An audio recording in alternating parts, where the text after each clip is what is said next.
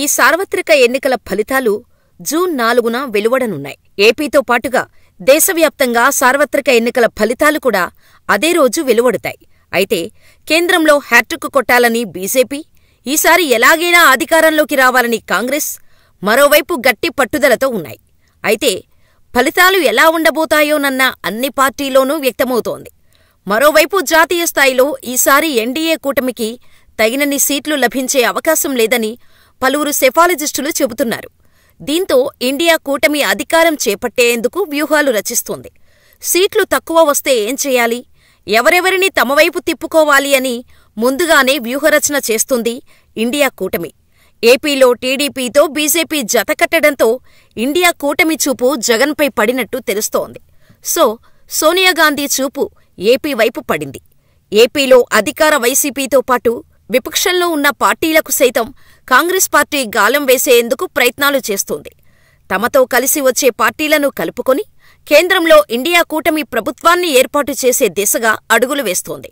AP ఎన్నికల్లో అధికారంలో తమదే అనే ధీమాలో ఉన్న వైసీపీ అధినేత వైఎస్ జగన్మోహన్ రెడ్డి రాష్ట్రంలో ప్రభుత్వాన్ని ఏర్పాటు చేయటానికి కావాల్సిన పూర్తి మెజారిటీ వస్తుందని సోనియా కూడా బలంగానే నమ్ముతున్నారు.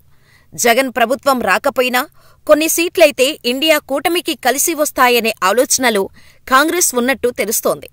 కేంద్రంలో హంగు వస్తే వైసీపీ పార్టీ మద్దతు ఇండియా కూటమికి కీలకమవుతుందని అంచనా వేసుకుంది కాంగ్రెస్. కానీ జగన్ మాత్రం కేంద్రంలో తాము ఎటువైపు అనే అంశంపై క్లారిటీ ఇవ్వటం లేదు.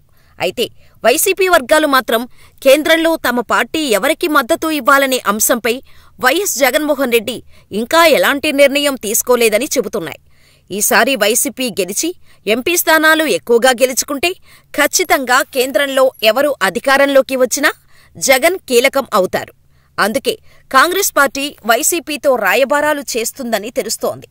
వైసీపీకి ఎక్కువ ఎంపీ సీట్లు వచ్చినా ఎన్డీఏ కూటమిలో టీడీపీ ఉండటంతో బీజేపీకి జగన్ మద్దతు ఇచ్చే ఛాన్స్ ఉండదని కాంగ్రెస్ ఆలోచన. అయితే కేంద్రంలో ఎవరికి మద్దతు ఇవ్వాలనే అంశంపై ఎన్నికల ఫలితాలు రావటానికి ముందే నిర్ణయం తీసుకోవడం సరికాదని వైఎస్ జగన్ యోచిస్తున్నట్టు సమాచారం.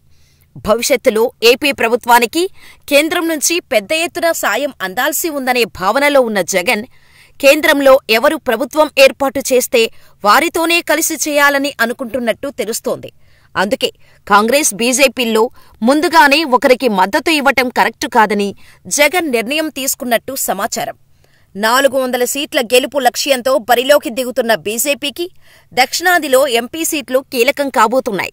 అత్యధిక ఎంపీ స్థానాలు ఉన్న యూపీతో పాటు బీహార్లో ఈసారి బీజేపీకి సీట్లు తగ్గితే ఏంటి పరిస్థితి అన్న ప్రశ్నలు వ్యక్తమవుతున్నాయి.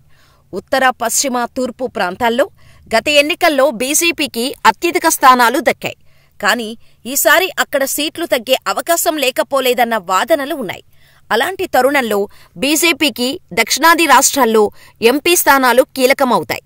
కూటమిగా ఏపీలో బరిలో దిగటంతో బీజేపీకి కలిసొచ్చే అవకాశాలు ఉన్నాయంటున్నారు. అందుకే ఏపీపై ఇండియా కూటమి ఫోకస్ పెట్టినట్టు చెబుతున్నారు.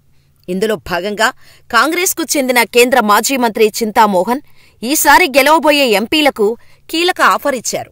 వీరంతా ఇండియా కూటమిలో చేరితే రాష్ట్రానికి ప్రత్యేక హోదాతో పాటు అన్ని ప్రయోజనాలు సాధించుకోవచ్చని ఆఫర్ చేశారు.